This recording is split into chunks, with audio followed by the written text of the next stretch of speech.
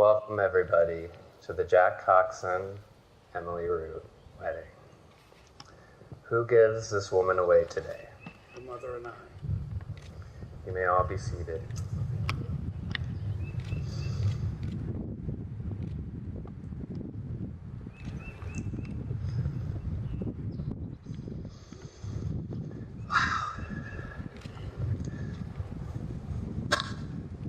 Sure, most of you have not seen the officiator of a wedding cry before, but that is because this is my sister, for those of you who do not know, and I'm the very soon-to-be future brother-in-law of the wonderful Jack Coxon, so welcome, everybody.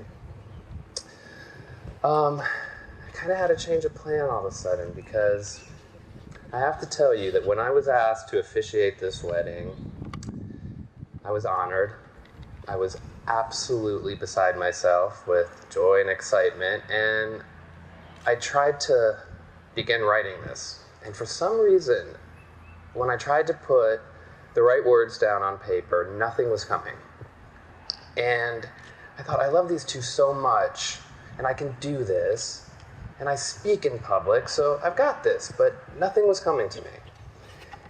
And I tried, and my exquisite relationship with this beautiful girl is so strong, so why the challenge? And it hit me about 30 seconds ago when I saw her standing there that I was writing a wedding for a little girl, my little sister, and not the person who is standing right here, about to embark on the most amazing journey of her life, a woman. Your woman. In my research, I looked up marriage, and I found that marriage was originally created for procreation, but for man to have an obedient and subservient woman. Good luck with that, Jack. And that's not who this is. She is one of the strongest, toughest, most fearless human beings I have ever met in my entire life. And when she was just 4 years old, and I was 8, we were on a family trip to Florida, and this was the 80s, and kids had a little bit of a free reign back then, and we were in our hotel, and Emily and I ran around the hotel on our own, and I got the bright idea to push her in an elevator and send her away to a far, far, far strange land 3 or 4 floors away, and shut the door. There she went. My parents were absolutely mortified, angry, terrified, and we put our little search party together and racing through the halls of the hotel to find her, and eventually an elevator door opened, and lo and behold, there she was, unfazed, while my parents comforted me, the one who was bawling and crying. It's a true story, and I never heard Emily talk like the stereotypical little girl with a dream wedding. I never heard it. I never saw her talk about the vision, the dress, and the day it would come. Never heard it. I didn't hear it once. And she didn't need that. She never lived her life like she needed that, like so many little girls. And what I have been able to witness since you've come into the picture and started your relationship is that you do not treat each other like you need each other. You treat each other like you want each other. And that is going to take you so unbelievably far. The day I met Jack.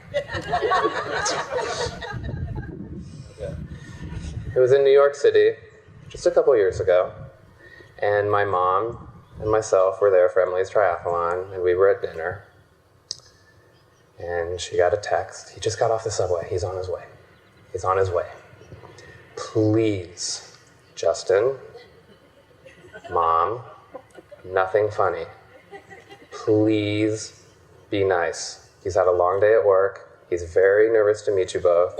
Please, please, please. Well, my beautiful mother made that promise. I did not. And as soon as Jack arrived at our table, he very graciously leaned over, gave my mom a hug, turned to me, shook my hand. I looked him up and down and I said, "Hope you know that she pees standing up at urinals."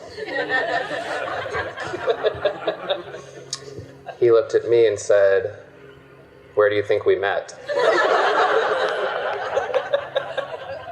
I had never in my life been handed it right back to me by any of her friends ever in my entire life. And I knew right then and there, yep, this is the one. This is it. This is the one. And it kind of ties in with an amazing quote that I heard recently that I also want you to take with you through this journey, and that is, never let your sense of humor leave the room. You've never let it leave our room. Our whole family has never let it leave the room. I don't want it to ever leave your marriage, okay? I asked a friend recently, she's been married for 27 years, and I respect this marriage so immensely, and I said to her, "What's the secret?" And she actually had the secret. She said it, one little word, and she said, "Manners." And it just really struck me, manners and respect. And it's what's going to really take you guys through that entire part of your marriage that has those trials and tribulations. And as we all know, we can plan a wedding, but we cannot plan a marriage. And some things I want you guys to try to remember seriously as you walk through this new joint union together, okay?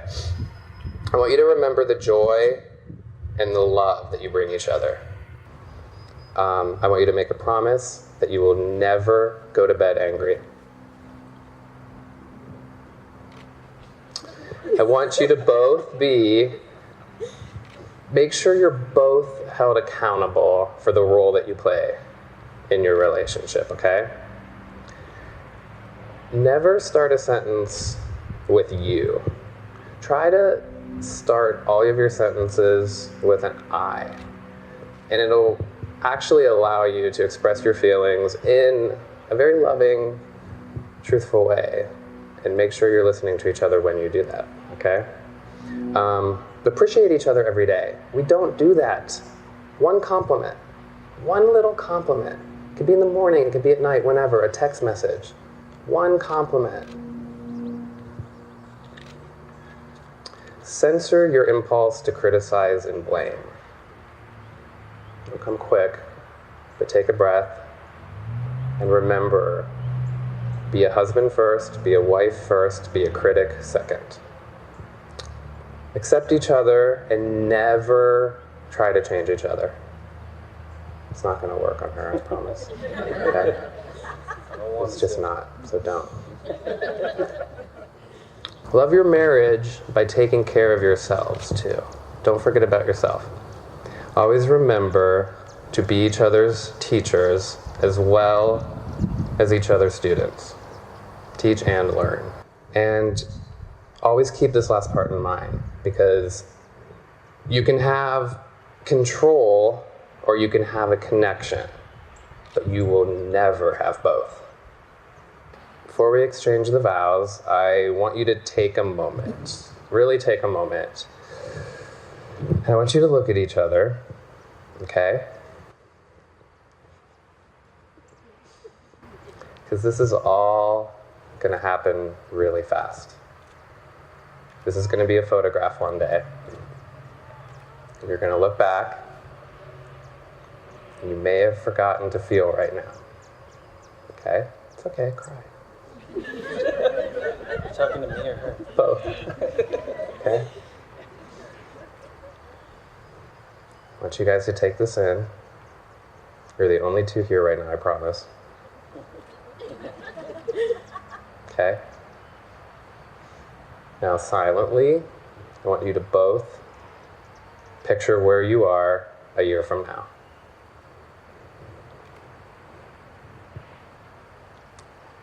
Where are you? What are you doing? Okay? 5 years from now.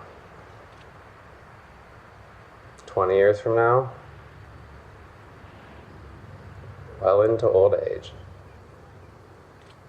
Now here's the thing. We all know that your vision is not identical, but may it always be complementary.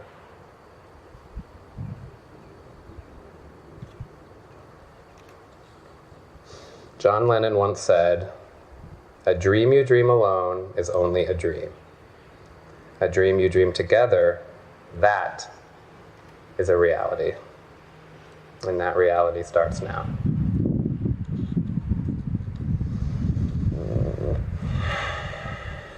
Are you ready? All right. Do you, Jack, take Emily to be your lawfully wedded wife, your constant friend, your faithful partner, and your love from this day forward? In the presence of all your loved ones, do you promise to offer your solemn vow to be her faithful partner in sickness and in health, in good times and bad times, and joy as well as sorrow? Do you promise to love unconditionally, to support your... They're not there yet. Jump the gun. Do you promise to love unconditionally, to support in your goals, to honor and respect, to laugh and to cry together, and to cherish her as long as you both shall live?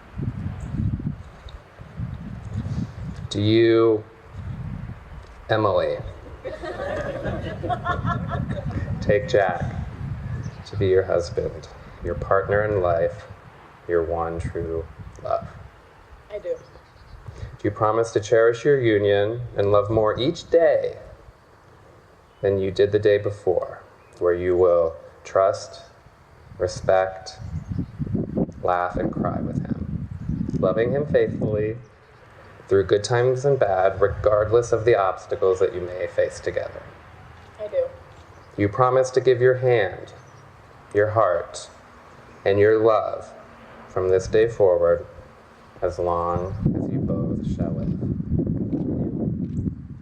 Let's do the ring exchange.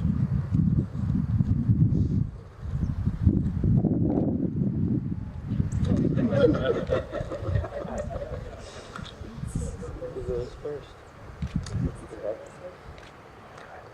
No, you. Who goes first? Me? Who goes first? You go first.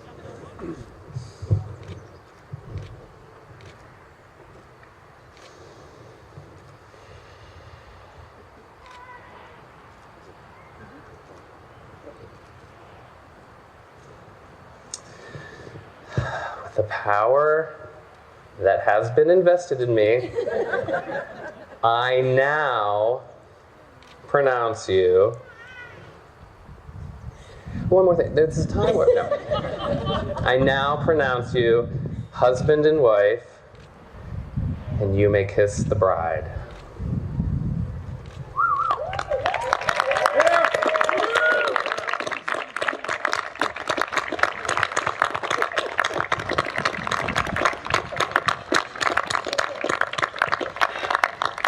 It's official. All right, now we want to ask that you all remain seated as the new bride and groom greet you. And once they have greeted you, you may make yourselves available over to the black barn over there, and we will get this party started. So congratulations, and I love you both so much. I have no idea.